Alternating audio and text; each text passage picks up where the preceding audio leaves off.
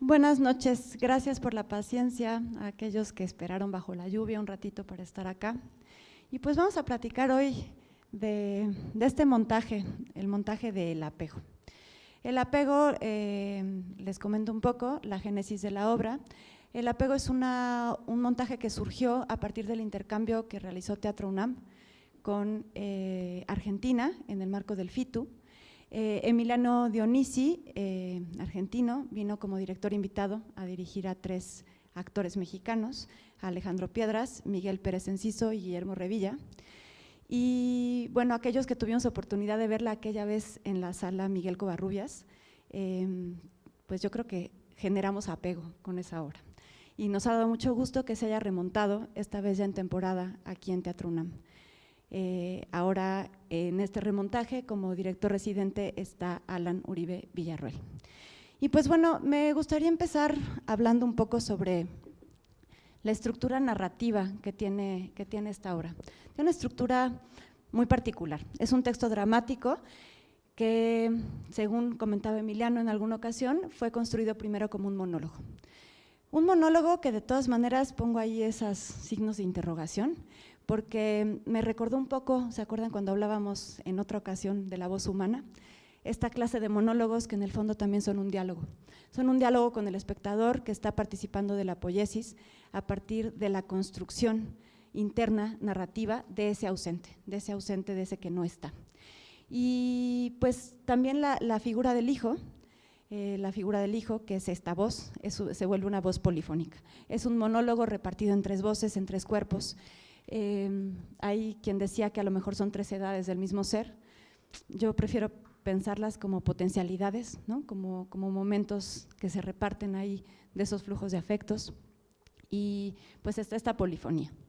Y están los otros, esos otros ausentes, que son el padre, Norma, la cuidadora, Julia, la hermana, y Silvina, la esposa. Y estamos nosotros, que somos a la vez los otros. Y de alguna manera nos convertimos en esa voz del padre, en esa voz de Norma, en esa voz de Julia y de Silvina, no forzosamente porque nos coloquemos en ese lugar y estemos sentados ahí en la mesa pensando qué contestaríamos, pero sí de alguna manera construimos a partir de la experiencia propia de vida, ¿no? Nos convertimos en esa figura de la cuidadora de acuerdo a las imágenes que tenemos de otras cuidadoras, en esa imagen del padre, a lo mejor de nuestro propio padre, etcétera. Entonces, bueno, por inferencia vamos generando este diálogo monólogo. Me llama la atención también de manera muy especial el juego de tiempos. Es un juego de tiempos donde hay simultaneidad y anacronismos. Tenemos un solo territorio a explorar, que es la casa. Es este escenario fantástico de la casa en donde se van a sedimentar todos los tiempos. Pensé en recurrir un poco a Gastón Bachelard porque creo que ilumina mucho lo que nos dice. Bachelard dice, y la casa del recuerdo se hace psicológicamente compleja. A sus albergues de soledad se asocian el cuarto, la sala donde reinaron los seres dominantes. La casa natal es una casa habitada, pero allende los recuerdos, la casa natal está físicamente inscrita en nosotros. Es un grupo de costumbres orgánicas. Lo que guarda activamente la casa, lo que une en la casa el pasado más próximo al porvenir más cercano, lo que la mantiene en la seguridad de ser es la acción doméstica. Lo que vemos aquí en el apego es este escenario con esas acciones domésticas. Esas acciones que además se vuelven una marca iterable, una marca performativa que se reproduce de un cuerpo al otro. Doblar, desdoblar, empacar, desempacar, hacer cuentas, refugiarse bajo una mesa. Y bueno, ¿no? En esta especie, digamos, de repliegue, vamos viendo las acciones domésticas de este espacio que tiene escaleras, que tiene una mesa, que tiene la puerta, el baño, y los objetos, la ropa, los cuadros, los libros, las fotografías, es decir, un sedimento de esos recuerdos que estuvieron ahí activos durante muchos tiempos. Entonces tenemos esta estratificación de tiempos que vamos viendo cómo va trayendo recuerdos y se vuelve eso, un territorio del recuerdo. Sin embargo, es también un territorio del presente radical de la muerte. Y es este presente radical porque desde el primer momento ellos están empacando, es decir, el padre ya murió, ¿no? Todo lo otro se evoca, se convoca, se superpone, ¿no? Y sin embargo el presente de la casa es ese presente radical de la muerte, ese presente de la ausencia. Y bueno, Maurice Blanchot, en La comunidad inconfesable, nos dice que la única muerte que nos concierne es la muerte del otro. No se trata ya de mi relación conmigo mismo como finito o como conciencia de ser en peligro de muerte o para la muerte, sino de mi presencia en el prójimo en tanto que éste se ausenta muriendo. La única forma que tenemos de relacionarnos con la muerte es a partir de la muerte del otro.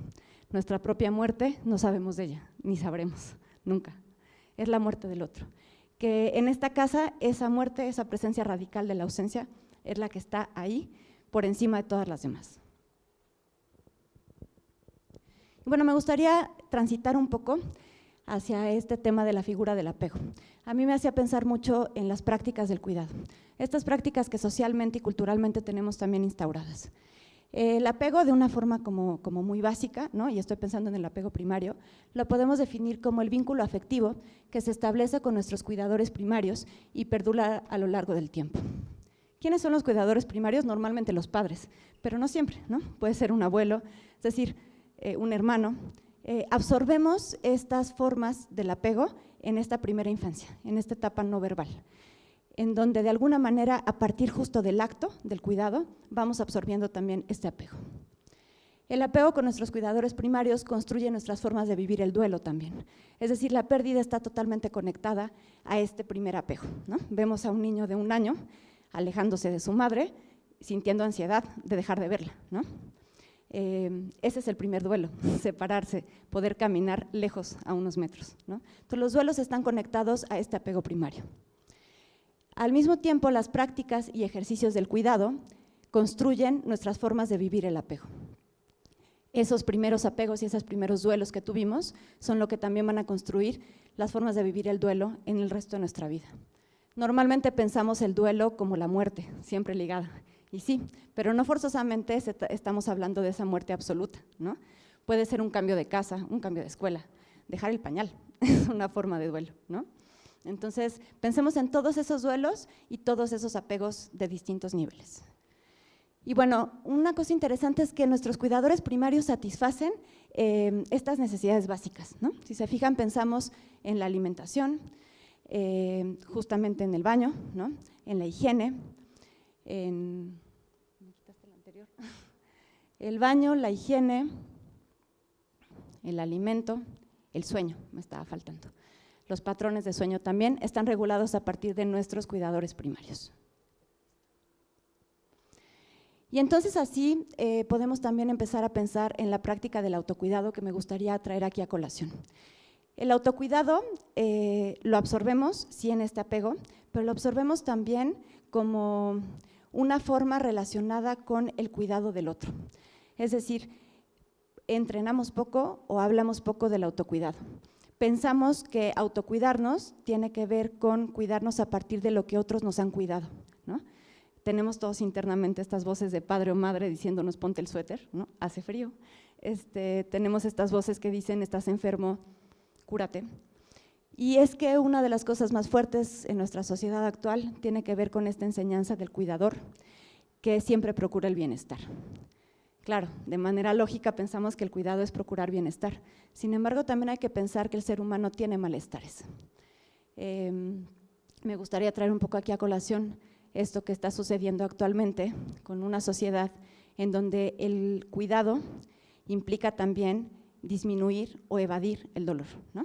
Nos duele la cabeza y de inmediato pensamos en que hay que tomarse algo, de cualquier tipo, homeopatía, chochos, antibióticos, lo que sea. Pero estamos también en una práctica de eliminación del malestar. Entonces, asociar el cuidado directamente con que implica bienestar del otro es también un peligro social. Y bueno, el apego como montaje nos trae entonces, nos pone enfrente esta pregunta: ¿cómo cuidamos de los otros o cómo cuidamos de nosotros? Y la pone sobre todo a partir de la inversión de roles, ¿no? Es este hombre que lo que está haciendo es cuidar a su padre. Ya de entrada yo escuchaba en la función de entusiastas algunas voces inquietas hablando de cómo en México tradicionalmente son las mujeres las que cumplen esta función de cuidado. Yo creo que no forzosamente, ¿no? Tendríamos que atender la realidad actual. Sin embargo, es muy interesante que Emiliano Dionisi lo que haga es ponerlo en una figura masculina, ¿no? Efectivamente, que no es la figura típica que asociamos con el cuidado. Y esta inversión de roles, entonces, si se fijan, invierte las mismas preguntas que de manera tácita, en esta primera formación del apego, se nos hacen en la infancia, ¿no? Ya te tomaste la grandota, te duele el estómago, estás yendo al baño, ¿qué almorzaste? ¿Te bañaste? ¿Comiste? ¿Hace calor para esa pijama? ¿Te pongo el azul? ¿Por qué no decides cuál es tu dolor principal? Es interesante pensar en el cuidado partiendo de la pregunta, pero a veces la pregunta es una pregunta también transgresora. Es decir, estoy cuidando a partir de lo que yo considero necesidad, ¿no? Así como ponía el ejemplo del suéter, sucede un poco lo mismo, ¿no? Hace calor para mi cuerpo, te pongo otra pijama, ¿no? Hace calor para el cuerpo de una madre, o frío en el cuerpo de una madre, le pongo un suéter encima, ¿no? Entonces, es interesante empezar a preguntarnos cuánto de violencias tácitas y silenciosas, y ojo, que no estoy hablando de una violencia agresiva, ¿no? Estoy hablando de la violencia simplemente ligada a la transgresión, a pensar que la necesidad del otro es la misma necesidad que tengo yo, ¿no? Y un poco sucede también con el autocuidado lo mismo. Es decir, muchas veces la forma en la que nos cuidamos tiene que ver ni siquiera con nuestras propias necesidades, sino con lo que condicionadamente estamos pensando que necesitamos. Y bueno, se ejercen así entonces relaciones de poder y de violencia en estas prácticas del cuidado, que creo que simplemente, no voy a ahondar en eso, pero me gustaría dejarlo como una semilla para pensar, ¿no? ¿Cómo nos cuidamos? ¿Cómo cuidamos del otro? ¿Qué tan violento está haciendo esto? ¿Qué tan transgresor? ¿Cuántas veces llegamos a cuidar preguntando qué quieres, qué necesitas? Y bueno, el apego nos ayuda a pensar en estas distintas formas del cuidado. Está la figura del hijo que se vuelve el administrador del cuidado, ¿no? Administra porque no es que él lleve a cabo todo el cuidado, administra ese cuidado. Y de pronto no lo puede administrar bien porque hay algunas figuras resistentes a hacerlo, ¿no? Pero bueno, está la figura de Norma, la cuidadora, que aunque usurpa, roba, grita, también es la que tiene el rol de alimentar, de bañar, de limpiar, y en el fondo lo que está haciendo es trabajar, ¿no? Y es la única que también por inferencia sabemos que es capaz de aguantar un plato de comida sobre su cara o de ser orinada mientras lo baña, ¿no? Me pareció interesante que sean otra vez esta reproducción de las figuras de los cuidados básicos, ¿no? Es decir, el momento en el que se hace pipí y el momento en el que come, ¿no? Es una vez más pensar en este cuidado transgresor, ¿no? Y bueno, está Julia, que es la hija y la hermana, ¿no? Que está rompiendo con su rol de cuidadora. Digamos, ella descuida, ¿no? Descuida su economía, descuida a sus hijas, descuida a su familia, no es capaz de dirigir ni siquiera su vida. Entonces, está rompiendo con este rol, está transgrediendo lo que tendría que estar haciendo, además, en su papel histórico de hija cuidadora. Y está Silvina, la pareja. Me resonaba esta frase: si no te lo cuento a ti, ¿a quién? Esa pareja que también tendría, digamos, que fungir como la cuidadora del que está cuidando, ¿no? Esa otra que tendría que estar ahí para apoyar ese rol, para apoyar ese proceso de duelo, y que sin embargo tampoco lo está haciendo, ¿no? Entonces, bueno, llegamos así a la pregunta de ¿quién cuida a los que cuidan? Nos damos cuenta cómo vivimos en una sociedad con poca atención al autocuidado y a pensar entonces en aquel que está cuidando también necesita ser cuidado y tampoco es capaz de expresar esta necesidad de cuidado, ni de dárselo a sí mismo. Y lo vemos en frases como estoy cansado y asustado. Nunca le digas a una persona que está durante años tratando de que vivas mejor que te quieres morir. No te pido que me quieras, solo que soples la maldita vela, sopla. Tengo miedo de ser huérfano. Todas estas, de manera distinta, nos están hablando de este hombre en su fragilidad, en su vulnerabilidad, en esta incapacidad también de pedir ayuda. Y bueno, recurro aquí a un concepto de David Gutiérrez Castañeda, uno de mis más entrañables colegas, que me pareció afortunado y que por cierto tienen en sus hojitas por allá. Es un pequeño paper que presentó en una conferencia en Colombia y que me parece afortunado porque, bueno, David tiene una larga trayectoria haciendo cosas de estudios del cuidado, ¿no? Y del cuidado de sí. Y este concepto que nos trae David, cuando yo vi la obra, no dejaba de pensar en el desenfado. ¿Qué es el desenfado y por qué viene al caso acá? La práctica del autocuidado durante un proceso de duelo implica también mirarse, reconocerse y danzar consigo mismo, desenfadarse. para mí fue muy interesante ver que lo que Emiliano Dionisi construyó con estos cuerpos, y bueno, Alan Uribe también ratifica de alguna manera, y ahorita nos platicará de qué manera y cómo, es este lenguaje de estos tres cuerpos que tienen un momento que para mí es el momento, digamos, del desenfado de la obra, que es el momento en el que danzan, ¿no? En general vemos como hay momentos en que se miran, entonces no estamos ante un hijo o ante este ser que no se sabe autocuidar, en el fondo se está cuidando a partir de todas sus potencias, se reconoce, se mira, se ve frágil, se ve niño, se ve maduro, se ve capaz de hacer cuentas, se ve incapaz de otras tantas cosas y se está observando a sí mismo, ¿no? Y en este observarse viene este momento increíble en el que danza, ¿no? Este momento de teatro físico en el que además los vemos desplegarse por todos lados y donde no es nada más este duelo doloroso ligado a la tristeza, sino también, ¿por qué no?, el duelo es potencial de alegría, es potencial de desenfado, es potencial de desenfado. David dice, entiendo desenfado como el estado en el que el cuerpo sorprende a la persona, estado momentáneamente y temporalmente cartografiado, ese intersticio en que lo normal y contenido, lo apretado en el cuerpo se desata, sorprendiéndonos que hasta la propia piel manifiesta sensaciones que superan nuestro autocontrol. El desenfado, que me interesa, es aquel que está vinculado al ejercicio de proveerle sentido a la vida. El desenfado no se produce porque sí, se produce porque se incita, se ejercita para hacerlo en situaciones y relaciones concretas. La fiesta, el baile, la bebeta con los amigos, escuchar música, cantar, el teatro, el museo, al infinito en sus posibilidades inventivas de disponer el cuerpo a situaciones afectivas. El desenfado puede ser considerado una experimentación artística. Estoy proponiendo actividades de experiencia colectiva en que se movilizan los afectos en común. Es la experimentación que desborda el comportamiento normado. Una advertencia es importante. El desenfado requiere de un contexto y una forma relacional de movilización. O sus aperturas pueden ser latentes de melancolías reactivas, que en los procesos de duelo pueden intensificar y edificar el dolor como fundamento vital. El gozo de sentirse constantemente atado al dolor que implica la victimización, por ejemplo. Quise leer esta cita, que sé que es larga, completa, porque creo que tenemos hacia el final de la obra estos dos momentos de desenfado. El momento de encuentro de este ser danzando consigo mismo y este otro momento construido, que es la celebración del Padre, ¿no?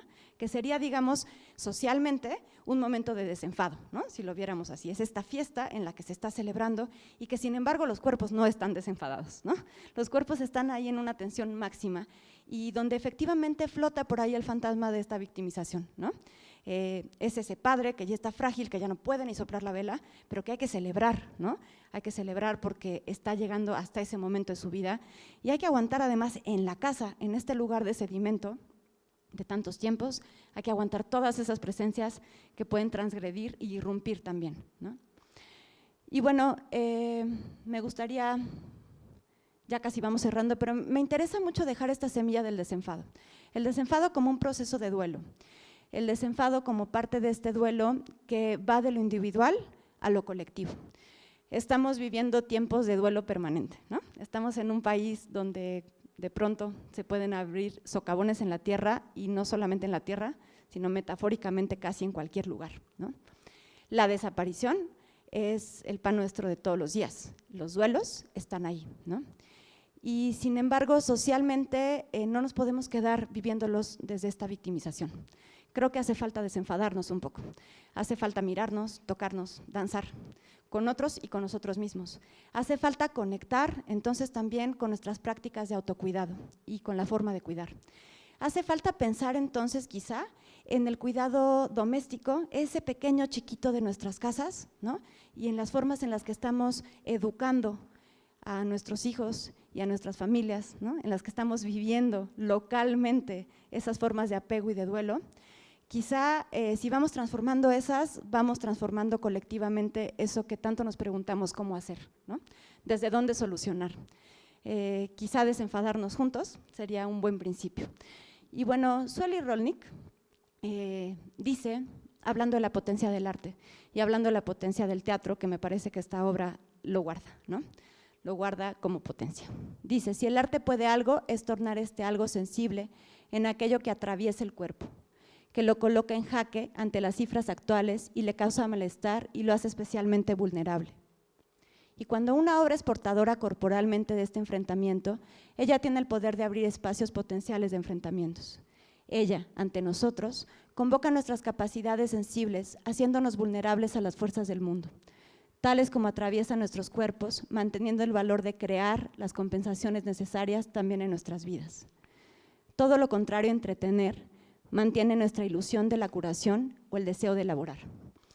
El apego creo que produce eso. Esta obra mantiene, al menos en mí, ¿no? Este deseo de curación, este deseo de elaborar y de elaborar juntos. Y esta noche estamos aquí para elaborar juntos. Y bueno, dejo esta frase de ahí de David para que la lea cada quien, ¿no? Para que quede resonando ahí. En lo que le pido a mis invitados si pueden pasar, por favor.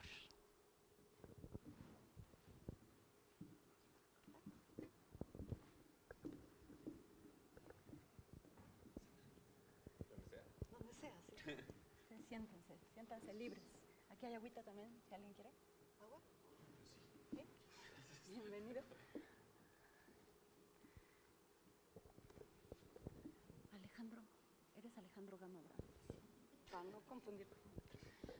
Bueno, esta noche estamos aquí con Guillermo Revilla, con Miguel Pérez Enciso, con Alejandro Gama y con Alan Villarroel, para platicar un poco sobre este apego que seguramente tendrá, ¿no?, sus propias resonancias en sus cuerpos.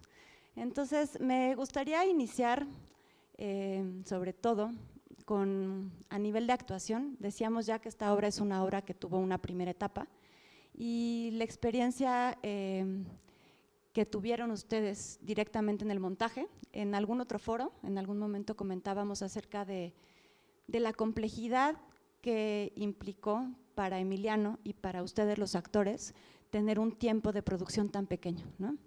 Y al mismo tiempo de cómo eso se convirtió también en una potencia. Entonces, me gustaría que nos compartieran un poco qué sucede con estos tiempos tan apretados para hacer una obra que además está tocando un tema en el que inevitablemente hay un viaje emocional, ¿no? No sé, acá hay un micrófono.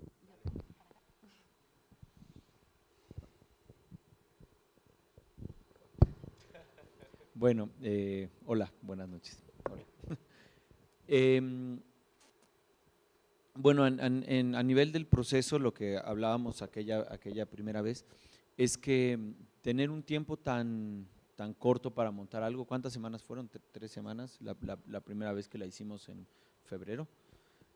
Fueron 3 semanas para montarla y ahí pues tal vez la principal dificultad o lo primero que me salta a la cabeza ahora repasando aquel momento es que justamente hablaba no me acuerdo, con alguien que la vio aquella primera vez y decía que ahora la obra se ve muy diferente. Mi respuesta era, es que en aquel momento lo más importante para nosotros como actores es sobrevivir, o sea, es pararse en el escenario el día de la función y literal ir de principio al final y más o menos sobrevivir y que más o menos sea algo presentable y que la cosa suceda. Creo que en ese primer momento uno como actor, Emiliano como director, Ale desde la asistencia de dirección y la producción y toda la gente que trabaja en eso, uno como artista siempre aspira a llegar a algo profundo y algo que comunique con el público, pero en tan poco tiempo, la realidad es que la cabeza también está puesta en, bueno, vamos a sobrevivir estas 3 funciones y listo, y se llega, no se puede, creo yo, profundizar tanto, aunque uno lo intenta, pues siempre hay cuestiones prácticas, que es resolvamos el trazo, aprendámonos el texto, resolvamos las luces, ensayemos y vámonos.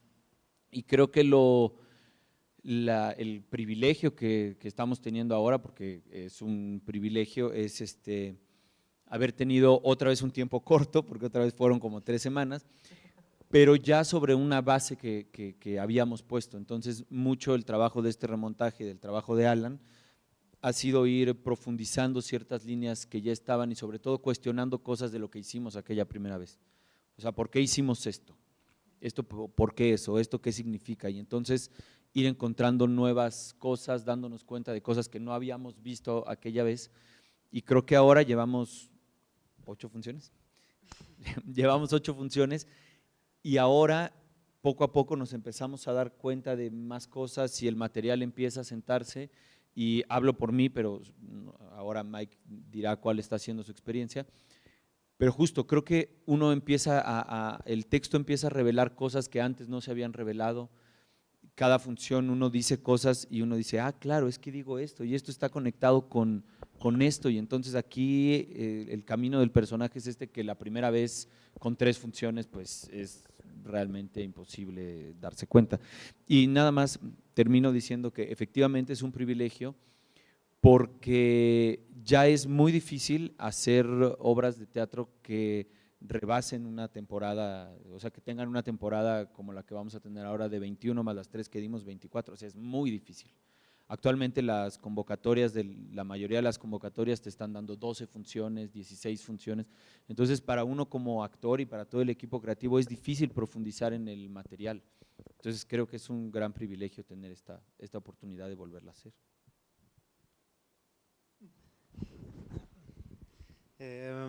Sí, igual esa primera experiencia de alguna manera pues te coloca como pues en esto, de que todavía no sabes, o sea, confiamos absolutamente como en Emiliano, pues, ¿no? O sea, como en el proceso que estábamos llevando, pero sí de pronto necesitamos ese tiempo de probar, ¿no? Ante la gente, o sea, de pronto esto de lo que dices, del momento de aquí bailemos.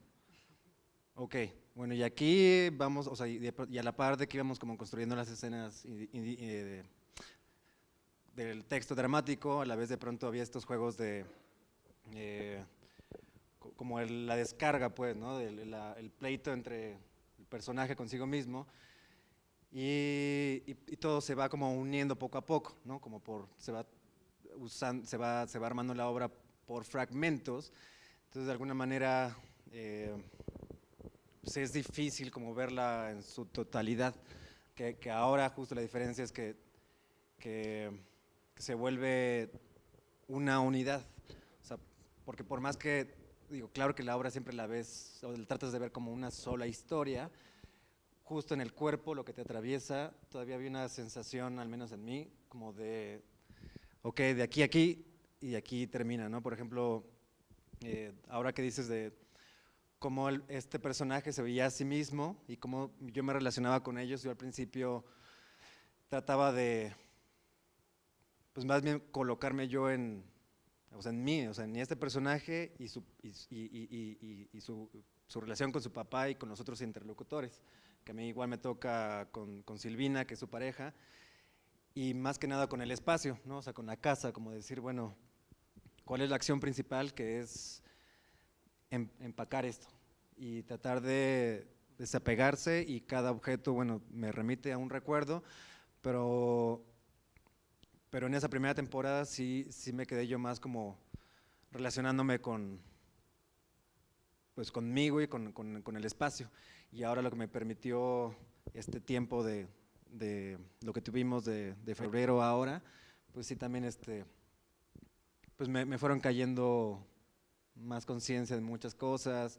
Luego, bueno, por fortuna pudimos tener el video de la obra, y la otra vez lo estuve viendo para editarme yo un demo, y sí, me di cuenta de un montón de cosas que, claro, es que aquí me podría como, o sea, fue un poco más orgánico, pues, o sea, entre lo que pasa simplemente con el tiempo y ahora con este remontaje de cómo ahora, ya teniendo este nivel y este trabajo sobre el espacio y lo concreto conmigo, me pude empezar como a abrir justo a las relaciones con Alejandro y con Guillermo, y desde entender qué otras cosas nos unen, porque sí, también me había quedado un poco como la sensación de si son personajes con distintas edades, o a fin de cuentas somos el mismo tipo, o sea, en el mismo tiempo, en el mismo momento, y simplemente destellos del carácter, ¿no? O sea, que yo de alguna manera me veía como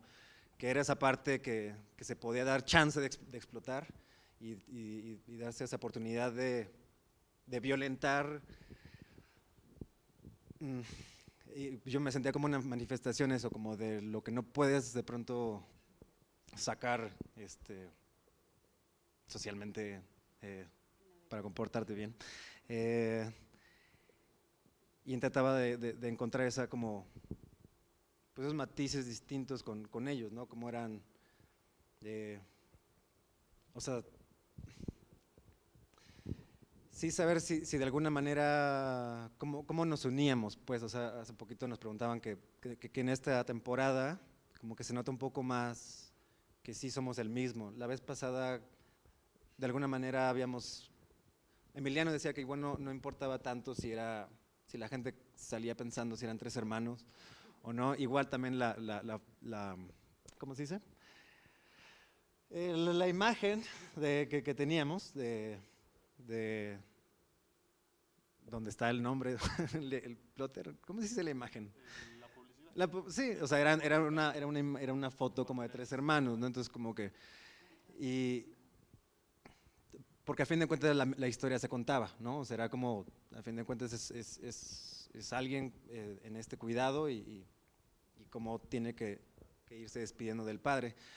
Pero ahora sí fue mucho más consciente ese trabajo sobre, o sea, de justo cómo Guillermo habla, cómo se mueve Alejandro y ciertas cositas que no es que antes no lo hubiera querido hacer, pero que ahora era como más inmediato claro, ahora puedo bailar al mismo tiempo que él. O sea, había como cosas mucho más naturales, que había como sensaciones ya que podías captar más inmediatamente.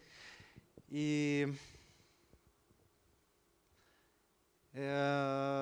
también, bueno, esta diferencia es que de la vez pasada ahora es que, bueno, pues antes obviamente, bueno, tienes a Emiliano, que es tanto el autor como, o sea, que el mismo que dirigía, y ahora que teníamos a Alan, y que de alguna manera Alan tenía que también decir, bueno, pues pues yo lo veo así, pero igual y cómo vamos a construir juntos, ¿no? Y cómo vamos a generar dudas, que sobre todo eso decía mucho Alan, que era como un poco, generémonos preguntas sobre esto, o sea, como que un poco romper con las cosas que ya estaban establecidas o que habíamos dicho, sí, esto era, odiamos a Norma, ¿no? Por ejemplo, o no, ¿no? O sea, ¿realmente odiamos a Norma o cuál es la cosa? O sea, ¿cómo encontramos esas grietas para seguir complejizando las relaciones, que sobre todo están ausentes, pues, ¿no? O sea, que son las otras voces y desde eso, generar otra vez la vida de este nuevo proceso, porque hubo un ensayo donde, o sea, como que retomamos una vez, lo corrimos, o sea, el primer ensayo fue literal, bueno, vamos a correr y a ver cómo nos acordamos y a ver qué hacemos. Y como que uno decía, ok, ahí vamos, estamos bien, va surgiendo, si nos acordamos, si va sucediendo, si lo tenemos, todavía fresco. Pero como al segundo o tercer ensayo, eso ya estaba muerto, o sea, había una cosa como enquilosada, así de, no sé qué nos sentimos, pero como que esto, y hasta el siguiente ensayo una cosa de 2, 3 ajustes y sí se sintió como una piel, como un cambio de piel donde fue es que lo anterior ya, o sea, fue solo en ese momento y ahorita hay cosas muy nuevas, o sea, aparecieron justo cosas como en el espacio que no habíamos como, bueno, que yo no había como, que pues van apareciendo solas. Bueno, aprovecho eso que estás diciendo para, creo que lo maravilloso del teatro, que además tiene ese privilegio, ¿no? De durar tanto, de tener pausa, de hacer espacio de reflexión, de sedimentación, es justamente esa capacidad viva de mutar y de cambiar, ¿no? Y digamos que creo que a Alan le tocó un poco llegar a este lugar de hacer dudar, ¿no? Llegar desde otro sitio también a poner en crisis aquello que ya está. Quizá podrías haber hecho otra cosa, ¿no? Pero el hecho de que, según está diciendo Miguel, haya habido también un impulso de hacerlos preguntarse, ¿no? Sobre esto que a lo mejor venía de un lugar más mecánico, me habla de una cierta forma de dirigir, ¿no? Entonces, bueno, me gustaría que nos platiques un poco, ¿no? ¿Cómo llegaste y qué? Hola, buenas noches a todos. La historia es curiosa. Yo recibo un día una videollamada, ¿no?, de Emiliano y me empieza a platicar del proyecto. Yo estaba en Alemania en febrero con un proyecto de Teatro UNAM, no tuve oportunidad de ver la obra y me empieza a platicar con lujo de detalles de qué va y que había una propuesta de que yo tomara el proyecto para la dirección residente y como que no me dejó demasiado lugar a dudas, ¿no? O sea, quedaban los tiempos, quedaba todo y empiezo a empaparme del proceso del apego a partir de lo virtual, ¿no?, del video que dice Mike y de revisar el texto. Y yo conozco a Memo y a Mike, somos de generaciones muy cercanas, de escuelas diferentes, pero de generaciones cercanas. Conozco su trabajo, empiezo a imaginarme como qué era lo que me pedía. Él me dijo que le interesaba que mi trabajo como director tenía un perfil hacia el teatro físico y hacia el cuerpo como vehículo creativo y expresivo. Y pues me prende mucho la idea. Veo el video y luego pienso, no estoy tan seguro de que esto sea un teatro muy físico, pero me parece muy bien. Lo tomo. Y yo siempre le dije a él que tenía como, que la imagen que yo tenía era como de una nodriza, que yo iba a tomar a un hijo para nutrirlo desde lo que yo tenía en mis manos, desde mi poética, desde mis preguntas, desde mi percepción, tanto del texto como del trabajo escénico. Y él me dio absoluta libertad y confianza y eso fue una gran responsabilidad. Cuando llego y empezamos a hacer el proceso de recuperación del montaje y veo a los actores en vivo y sudando y, ¿no?, y ya escuchándolos aquí, que no era el video, me detona pues otro universo, ¿no?, que tiene que ver con mis propias preguntas, con mi propio padre, con mis propias soledades, con mi propio cuidado, con mis desenfados, ¿no? Y a partir de ahí, la verdad me di mucho chance de jugar. Ale Gama ha sido un ángel de la guarda porque es quien conoce más el proyecto desde afuera y que estuvo coacheando todo el tiempo las decisiones y las experimentaciones que hicimos juntos. Y amén de la mano que metí en cuanto a las exploraciones físicas y en cuanto a lo coreográfico y en cuanto a pues, algunas cosas que me son cercanas en el lenguaje de mi poética como director, mi poética emergente totalmente, ¿no? Para mí también es un gran privilegio tener este título que decía ahí de director residente en el Juan Ruiz de Alarcón, que es el primer teatro que yo pisé profesionalmente hace cerca de 10 años. Tener esa responsabilidad me pone bien, no me pone nervioso. O sea, la verdad es que me sentí con un juguete enorme y precioso y con pilas. Y entonces las preguntas eran genuinas. El laboratorio tenía que ver con una imagen que todos tenemos cerca, con el arquetipo de la figura paterna, con la vejez, con el paso del tiempo, con el cambio de roles, con la lucha contra el devenir de la vida que a todos nos lleva a un lugar en el que nos enfrentamos a estas cosas. Entonces, a partir de improvisaciones, a partir de pláticas, de trabajo de uno a uno, de varias estrategias, empezamos como ahí a apretar algunos tornillos. Me parece que el trabajo estaba muy bien parado, me parece que Emiliano es muy claro, que el montaje en sí mismo es limpio, que es de una propuesta así, de una pieza muy clara para mí, y que entonces yo no podía meter mano como para transgredirlo o para convertirlo en una cosa que no era. Yo lo que estoy haciendo y lo que hice en este otro proceso rápido, ¿no?, fue matizar, ¿no? Creo que esa es la gran palabra. Creo que encontramos cosas distintas, encontramos imágenes con las que todavía nos estamos peleando, ¿no? Como que hay escenas que todavía en notas dicen Memo, es que yo esa escena no sé muy bien qué estoy haciendo. Yo digo, está muy bien. Es una escena de crisis, entonces creo que le conviene al personaje no saber muy bien qué está haciendo. Cosas que tienen que ver con lo técnico, que me parecía que podía traducir este estado de tensión en cuerpos entrenados, ¿no? Son compañeros del CUT, o sea, yo no soy del CUT, pero conozco el entrenamiento de los chicos del CUT, y Ale Piedras, que no está aquí, pero que es de la U de Londres y que trae toda la onda del mundo y que está súper fresco y que acaba de salir de la escuela y que es una joya, pues explotémoslos, ¿no? O sea, pienso como si tenemos actores que tienen facilidad de trabajar con otros lenguajes y que además están dispuestos a tocarse desde ahí, desde el gran vehículo que es el movimiento, pues volvamos esto una cosa mucho más pulida en ese sentido. Y bueno, Emiliano, las primeras notas que nos dio, yo estaba muy nervioso, la verdad. Le mandamos un video de uno de los ensayos medio generales, todavía no estaban todas las cosas. Yo no dormí mucho, él no lo sabía, pues porque también uno no se puede mostrar Ya tan lo vas inseguro. a ver, porque esto se está Sí. grabando, pero… Hola, ¿qué tal, Emi? No, pero todo bien. O sea, finalmente cuando encontramos o cuando él vio el video, es maravilloso cuando coincides, ¿no? Cuando él empieza a dar notas y son notas que yo había dado y que además enriquecían un poco como la misma visión que teníamos del discurso escénico en su totalidad. Bueno, pues ya, es un deleite. Sobre eso uno sabe que conectó. No sabemos muy bien si con todos los espectadores o con mucha gente, pues, pero por lo menos el equipo hacia adentro y hacia el trabajo que Emi había planteado, me dio mucha confianza de continuar con este proceso. Muchas gracias.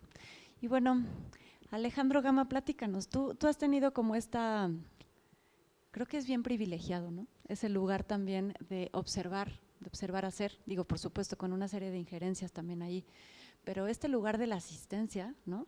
Que creo que has sido asistente de muchas maneras, ¿no? Has tenido este panorama completo, ¿no? Este recorrido, incluso pensar en el cambio de espacio, ¿no? Había por ahí alguien que me decía, bueno, pues es que no es tanto, ¿no? O sea, la diferencia entre un teatro y el otro, y más si están acotados a su espacio, que es la casa, y sin embargo, bueno, los que cambiamos de teatro, como nosotros en el aula, ¿no? Sabemos todo lo que un espacio es, ¿no?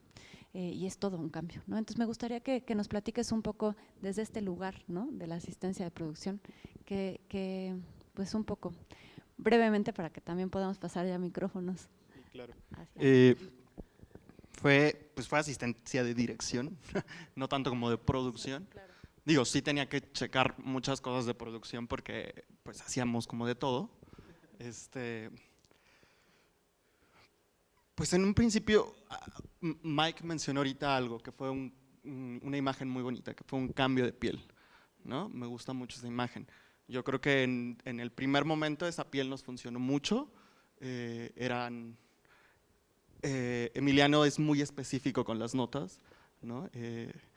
Me encantaba que me decía, es que eres muy frío, ¿no? Me decía, eres muy frío y eso me gusta, ¿no? Porque afuera podemos ir a tomar un mezcal, ¿no? Pero en el trabajo eres muy frío. Decía, pues es que no nos podemos dar el lujo de ser amigos, tan amigos dentro del trabajo en este momento cuando tenemos 15 días, ¿no? Entonces, enfoquémonos a lo que tenemos que hacer. Y entonces, pues fueron 15 días en los que yo creo que esa piel funcionó demasiado. Habían muchas acciones, ¿no? O sea, muchas indicaciones, sigue la acción de tu compañero, ve la acción, ve el movimiento, ve cómo se agarra la nuca. Y ahora con este cambio, 5 meses después, ¿no? La experiencia de vida de 5 meses también, pues fue bien diferente, ¿no? Por ejemplo, a mí me pasó que mi abuelo ya está en el hospital, ¿no? Y entonces ahora entendí muchas cosas y dije, wow, mi abuelo. Y los chicos yo creo que lo han sabido llenar acompañados de Alan, lo han sabido llenar muy bien, ¿no? Ahora ya no son solo acciones, sino que esas acciones las han llenado. Y es bien interesante poder observar eso, ¿no? Es bien interesante también poder ser parte de ese proceso y de poder decirles, yo creo que no, por ahí no, por esto y esto, ¿no? Que muchas veces muchos directores o mucha gente no te lo permite y es algo que tanto Alan como Emiliano me abrieron cartas, ¿no? Y me dijeron, tú puedes opinar y no pasa nada. El cambio de espacio también fue muy, muy diferente, ¿no? Yo, por ejemplo, tengo amigos que la vieron en la sala la primera vez y la sensación que tuvieron fue enorme, ¿no? El vacío, el de repente no ver literal nada y extrañan, unos extrañan eso, ¿no? El que la escenografía desaparezca por completo, otros no lo extrañan. Yo personalmente creo que las dos están bien logradas. Y pues así. Bueno, dado que el aula empezó un poquito retrasado, aunque tengo más preguntas, las podremos platicar también al ratito, pero sobre todo, pues este es el espacio fundamental, ¿no? Este espacio en el que nos encontramos espectadores con espectadores, digo yo siempre, porque todos somos espectadores de teatro, ¿no? Justo estaban hablando ahorita de cuántos se han visto, en un video también para revisarse. Todos somos expectantes y espectadores del teatro. Entonces, bueno, pasamos los micrófonos para allá para que hagamos este encuentro de espectadores con espectadores. Buenas noches, mi nombre es Andrés Castelán. Primero que nada quiero felicitarlos por ese gran esfuerzo. Me parece que si hubieran agarrado una obra en alemán hubiera sido a lo mejor menos difícil, pero traducir del argentino al mexicano parece que no fue fácil. Y esto tiene que ver con el texto. Yo creo que hay un problema con el texto y aquí está mi primera pregunta. El por qué una obra se queda con medio diálogo o como un monólogo, etcétera. Uno tiene que imaginarse qué dice el otro y qué responde, etcétera, ¿no? Entonces, esa es una de mis primeras preguntas. Esta técnica del teléfono de un solo lado creo que hace muy difícil la comprensión del mensaje, ¿no? Y tan difícil que después se presenta otro problema, que ya se refería en el desdoblamiento. Al principio yo pensé que eran 3 hijos, después pensé que era uno solo y ahorita ya me quedé pues en las mismas, ¿no? Entonces, yo creo que esto del desdoblamiento, hay algunos ejemplos aquí en México muy interesantes, como el caso del Amor de las Luciérnagas, donde está clarísimo que es el mismo personaje y que ese mismo personaje se convierte en otra cosa, etcétera, etcétera, ¿no? Y en cuanto a adaptar el tema de lo argentino a lo mexicano, también hay una experiencia con la ceremonia. Cuando vino el director, le encantó muchísimo el montaje que se hizo en México comparado con el que se había hecho en Argentina. Por eso digo que lo que ustedes están haciendo es verdaderamente admirable, ¿no? En cuanto al tema, me parece que es excelente, el tema de la vejez, del abuelito, etcétera. Pero también aquí tenemos otro ejemplo muy interesante en Todavía Siempre, de Concha y León, que también está visto desde la perspectiva del viejito, no desde la perspectiva del, ay, yo soy, ¿qué hago? Y me azoto, y mi abuelito, etcétera, ¿no? Y aquí algunas preguntas puntuales. La primera escena, entran, se quitan la chamarra, se regresan, se salen, etcétera. Ahí me dejó, perdón, en las mismas, ¿no? No le entendí ni para qué. La escena de la pelea es terriblemente Andrés, física. perdón, pero hay que acordarnos de volver democrático el espacio, entonces te agradecería Sí, claro. que hagas una pregunta Voy a puntual terminar. más. Gracias. Entonces la escena de la pelea me parece que, no sé, a ver si me explican qué quisieron decir con eso, ¿no? Y por último, creo que esta es una obra muy intimista, ¿no? Como que el espacio del Juan Ruiz de Alarcón me pareció enorme para los 3 personajes y para lo que se quería decir. Ahora el teatro está de moda lo chiquito, lo cercano, estar viéndole las pestañas al actor, etcétera, y tratando de ver hasta su corazón y hasta sus emociones. Esos serían mis comentarios. Gracias. Antes que nada, muchas gracias por los comentarios y por el enriquecimiento. Siempre es una fortuna poder tener estos espacios con los espectadores. Yo me hice muchas preguntas muy parecidas. Tenía muchas dudas que manifestar y que poder resolver sobre el trabajo. Y lo que entendí, amén de que no creo que sea bueno nunca dar explicaciones sobre lo que quisimos decir en la obra, ¿no? Lo que entendí es que había una apuesta de Emiliano hacia recuperar un asunto absolutamente teatral, hacia teatralizar y recuperar lo que fundamentalmente nos pone como oportunidad el teatro, que tiene que ver con la imaginación. Estamos bombardeados hacia todos lados por fórmulas y por medios masivos y medios de comunicación que cada vez nos acercan mucho más a un estado más cómodo, ¿no? Mucho más masticado, por decirlo de forma coloquial.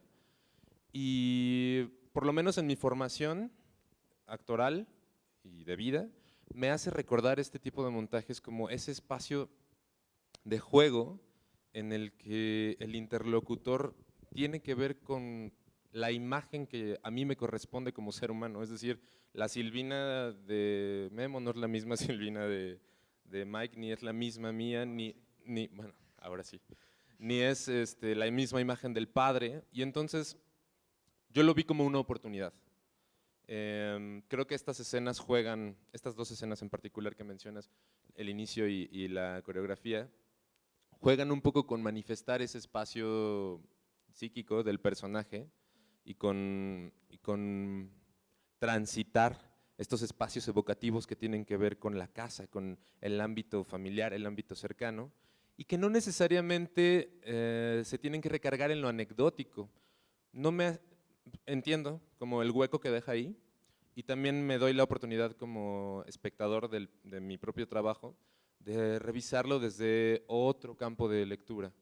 Y a mí me obliga a no entenderlo desde lo anecdótico, y entonces abre el campo de lo sensorial. Y entonces me hace mucho sentido que sea molesto. O sea, no es un estado cómodo. Entrar a la casa en donde detrás de esa puerta está el cadáver de tu padre seguramente te da mucha incertidumbre y una sensación de incomodidad. O que tu novia te corte porque lo único de lo que hablas es de las medicinas que se toma tu papá, y no puedas explicarle o no puedas hacerle entender en carne propia lo que es importante como una misión de vida, pues claro que se vuelve como un asunto de azotarte contra todas las paredes y querer arrojarte de todas las ventanas y del techo. Yo así lo vivo, y me parece que el viaje que toma cada uno de los espectadores es absolutamente deseable y respetable y enriquecedor. Creo que al final de cuentas sí terminé explicando un poco el asunto, pero finalmente el teatro apela a esos lenguajes que no necesariamente tienen que ver con la línea explícita en lo anecdótico, sino en todas las capacidades de escritura que el cuerpo del actor y el espacio escénico por sí mismo nos da. Es una invitación, finalmente.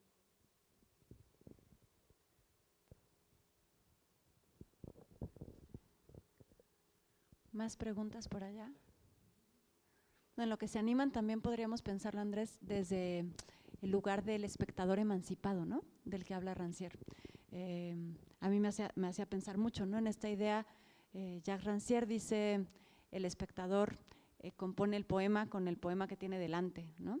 Y creo que en el caso de este tipo de dramaturgias, una de las cosas que está sucediendo es esta producción poética interna, que claro, lo que pasa es que es tan propia, ¿no? Que implica también asumir responsabilidad y compromiso con esa escena que tienes frente a ti.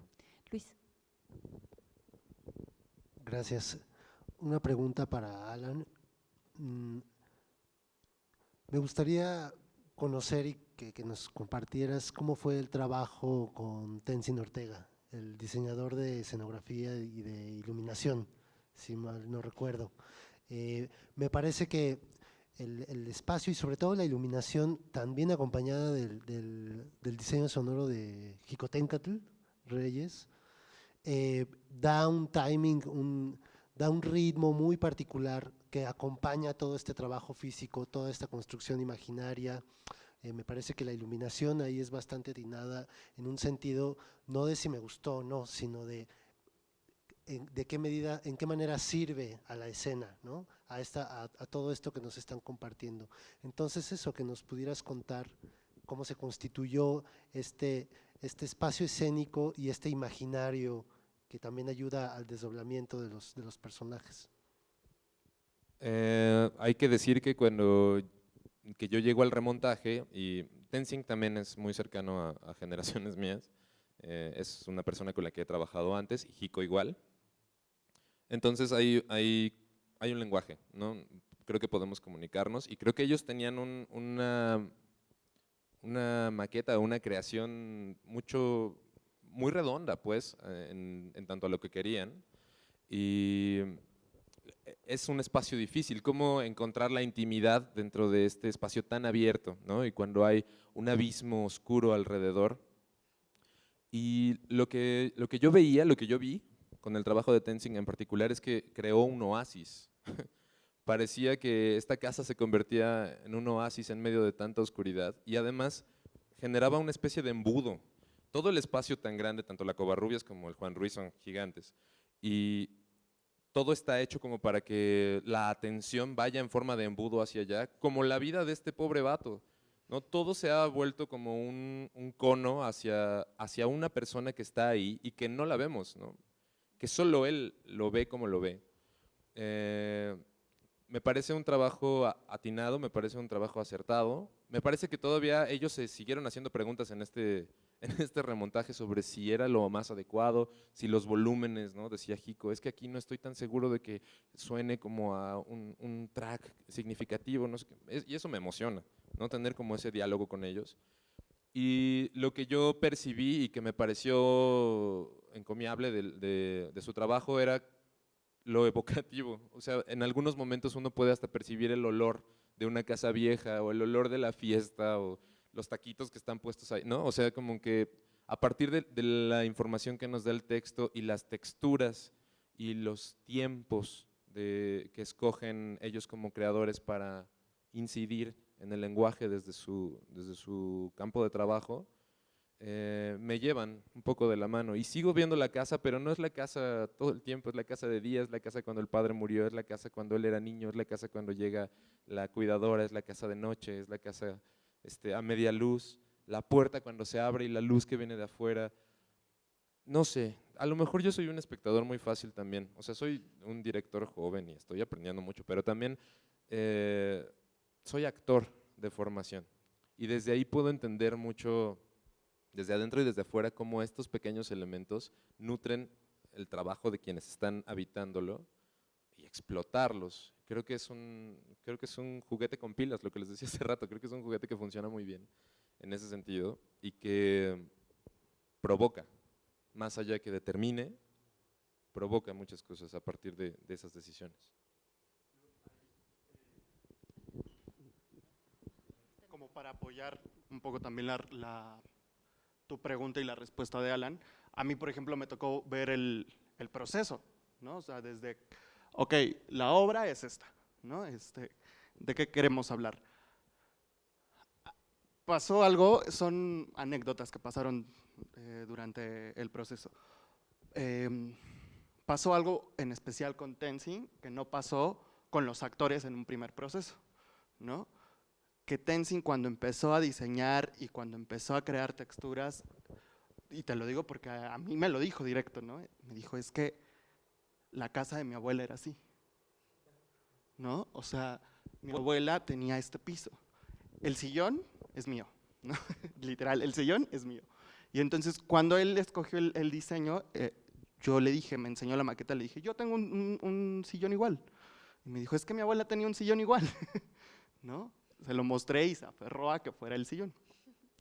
Entonces, ahí se construyó, ahí sí puedo decir que se construyó a partir de la experiencia o de la vivencia de Tenzin, ¿no? Que no pasó, creo, en una primera etapa actoral, pero sí pasó en una segunda etapa que después, algo que nunca habíamos hecho, que era ver las fotos de nuestros padres, ¿no? Y pasó hasta hace poco.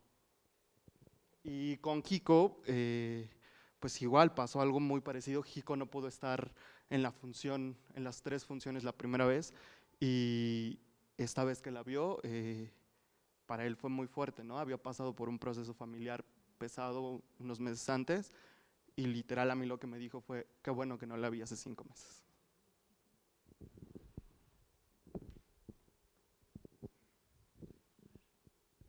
Bueno, sabiendo ahora que todos los que están aquí frente a nosotros son actores, ¿hubo algún tipo de preparación conjunta para entrar a escena? A mí siempre me interesa mucho el proceso para entrar a escena y para salir de escena.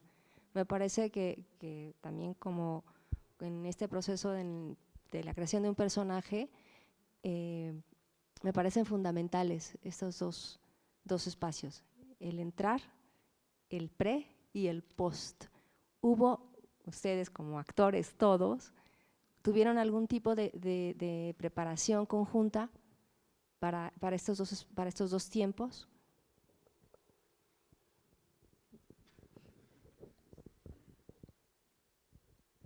Pues desde el principio Emiliano puso como estos ejercicios que de alguna manera yo intuí que de alguna manera estaban diseñados como para todos ponernos en el mismo canal. O sea, desde el proceso pasado, incluso como que Alejandro se ponía a correr con nosotros, ¿no? Era así de bueno. Y o sea, antes de entrar al texto y antes de cualquier otra cosa, aquí era así de pues espacio vacío y bueno, la escenografía es esta, la maquetita y ahora todos a correr, y ahora todos a saltar, y ahora todos cargarnos, ¿no? Y de alguna manera eso pues sí nos va entonando a conocernos al otro, al cuerpo, a irnos midiendo. Digo, evidentemente en algún momento todos como que necesitamos como nuestro propio espacio, pero al menos yo especialmente esta temporada sí le puse mucho énfasis en sí intentar tener más tiempo, ya más como manera de preparación y ritual con ellos. O sea, si de pronto hubo un momento donde pues los empecé a ver así de, bueno, ¿y a qué hora se peina? ¿Y qué está haciendo? Porque luego Alejandro se va y, bueno, no, sin revelar cosas, pero luego se va a hacer cosas a solas. Entonces, como decir, bueno, a ver, porque de alguna manera eso sí me ayuda como en la comunicación, o sea, me va como un poco metiendo como en ese mismo juego, porque, digo, o sea, el proceso pasado pasaron muchas cosas que sí tienen que ver con esto de que, pues, a fin de cuentas, hasta que sucede la obra frente al público, pues no hay o sea, hasta ese momento te das cuenta de qué. Y me acuerdo que las primeras funciones y las primeras veces donde había el primer ensayo general, que había 10 personas, 5, sentíamos así de… Y había una cosa entre si uno tenía como mucha pila o alguien estaba como más tranquilo y sí sentíamos un poco como a ver, tenemos que un poco aclimatarnos todos juntos. Entonces ahora yo lo tomé como más consciente en esto no me va a pasar, o sea, esto más bien en cada función voy a ir encontrando como más los ritmos de hablar, por ejemplo, o sea, como hay muchos textos en común, de alguna manera yo me había dado el permiso antes de hacerlo a mi manera, ¿no? O sea, como decir, bueno, o sea, lo digo al mismo tiempo que Guillermo, pero lo digo desde mi carácter. Y ahora he querido como de hacerlo exactamente como lo dice Guillermo.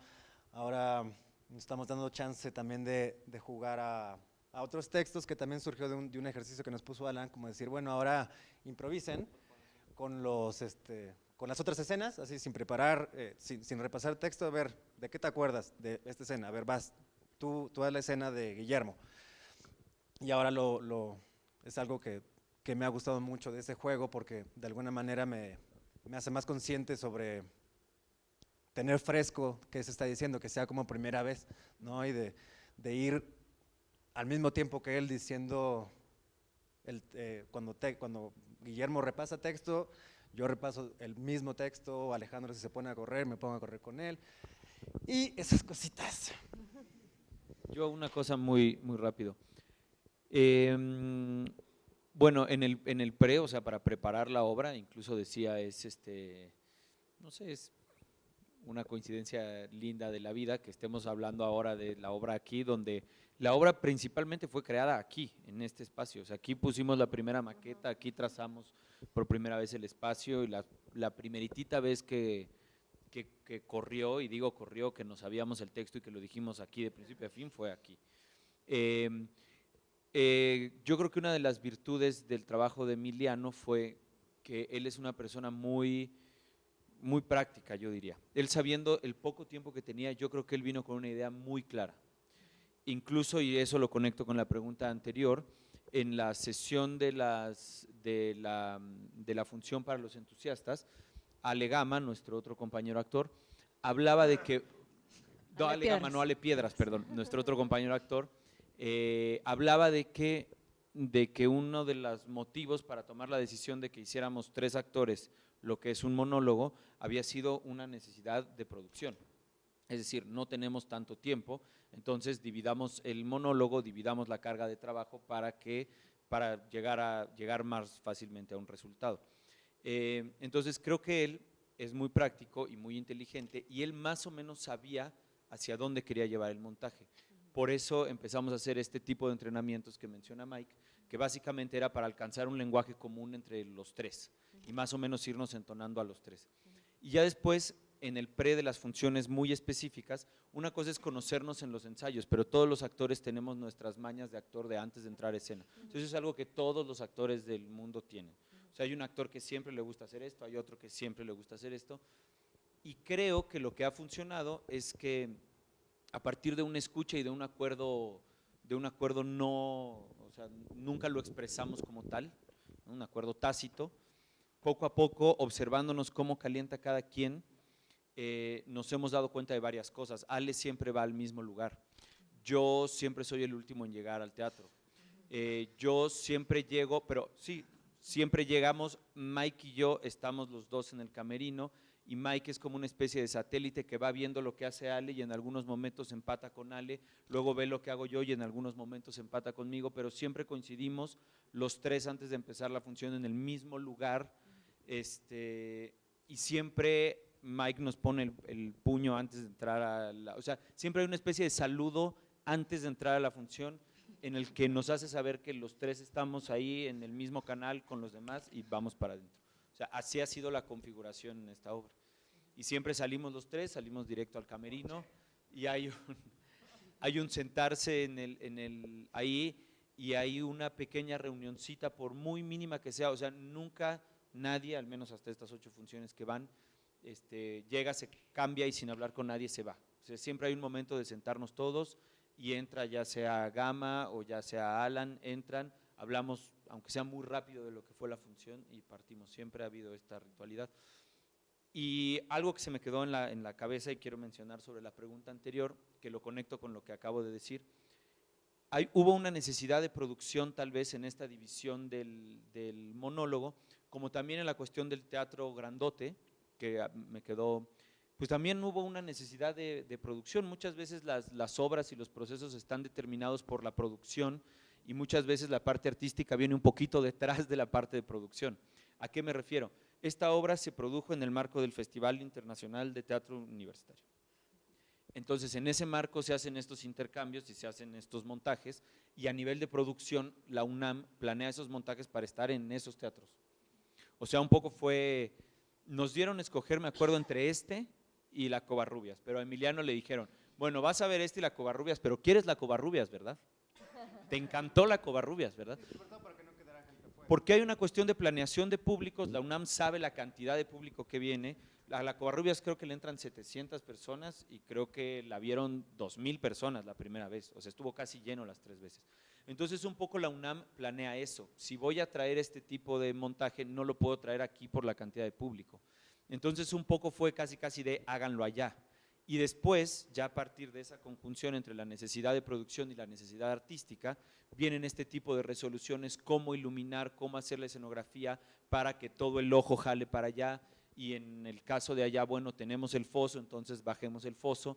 Un poco, lo digo respondiendo a la pregunta de por qué el teatro, un poco a veces las necesidades de producción también determinan lo que se va a hacer. A ver, por allá. Bueno, igual, primeramente, igual de mi parte, quiero reconocer, es una excelente obra, a mí la verdad me encantó y pues todos sabemos que todos, uno como espectador tiene una perspectiva muy diferente, no todos lo vemos de la misma forma, no lo sentimos de la misma forma o lo creamos en nuestra mente de la misma forma. En este caso, obviamente como es el apego, ahora sí el tema, la obra, y bueno, en mi parte, yo veo que se está jugando un poco con lo emocional. En este caso, yo quiero preguntarles si a ustedes no les llegó a causar algún conflicto en que, ok, pues a mí fue un ciclo que no pude resolver, un ejemplo, o algo que directamente me llega o me afecta, tal vez no lo puedo hacer, no lo quiero hacer, o uno como actor, simplemente en este momento pues no quiero entrar directamente en esta obra. ¿Por qué? Porque me llega a afectar por lo mismo. Son emociones y pues uno como humano pues siempre llega a afectar algo. Yo, brevemente. Es que me hizo mucho sentido la pregunta con una cosa que me pasó hoy. Yo doy clases en la ENAT y tengo alumnos del tercer año de actuación. Y justo discutíamos un poco acerca del trabajo de creación de un personaje, bla, bla, bla. Y topábamos en un punto en el que descubrimos que cuando estamos frente a algo que nos da miedo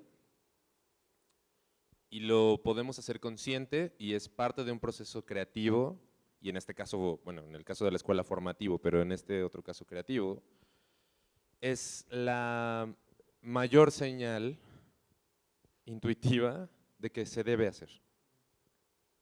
Porque estamos aquí para eso. Es decir, yo no me hubiera acercado al proyecto si yo no tuviera algo que decir de este proyecto. Y carajo, ¿quién no tiene muchas cosas que decir acerca de su relación con su padre? Y la relación que particularmente, el vínculo que se hace particularmente entre un padre y un hijo, sea quien sea, el padre y el hijo. Entonces, pues en mi caso, sí. O sea, la llamada de Emiliano, la videollamada que mencioné, vino 15 minutos antes de que yo estuviera al teléfono llorando con mi papá por una cosa personal, pero que no me parece que sea una cosa fortuita. La vida te pone ahí esa oportunidad, el teatro abre esa ventana y ya, místicas más o místicas menos, tú sabes cómo lo abordas, pero siempre es un acto de valentía hablar desde el teatro, porque siempre ponerte en un escenario como director, como asistente, como actor o como escenógrafo, como lo que sea, tu trabajo está ahí, bajo una lupa y revela. Y más vale que lo hagas. Yo creo, desde mi punto particular, que cuando eso aparece hay que hacerlo.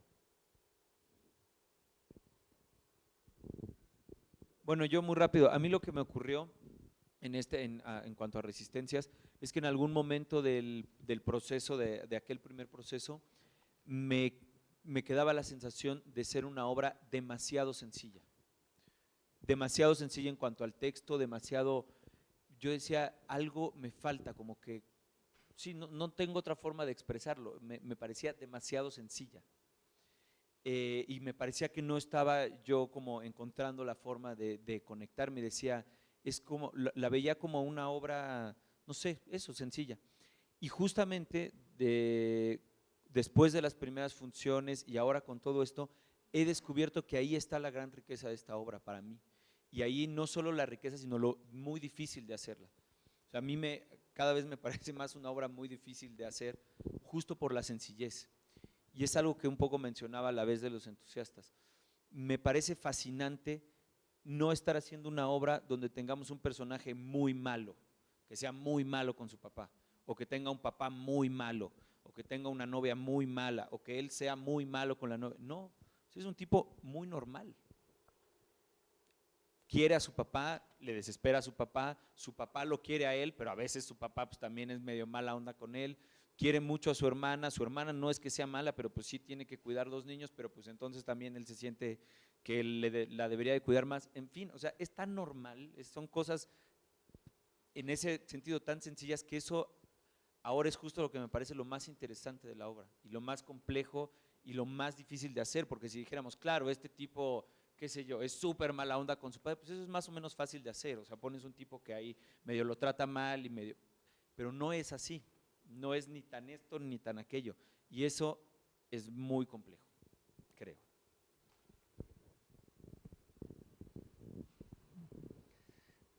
Sí, a mí esta vez me ha dado mucho como a reflexionar justo, ¿no? Como, o sea, ¿qué pasa con con el mundo emotivo, pues, ¿no? De lo que quieres decir. Porque justo, digo, evidentemente, pues si algo, cuando no te gusta, pues no te gusta y pues no lo haces. Pero sí he pensado ahora mucho sobre, pues, cuál es esta profesión, ¿no? O sea, de que, pues, a fin de cuentas, pues dices, bueno, pues uno está al servicio de eso, ¿no? De lo que se te pone un poco enfrente. Y pues ahora he estado reflexionando mucho sobre esto, o sea, que son procesos orgánicos, o sea, que hay algo, que este proceso creativo,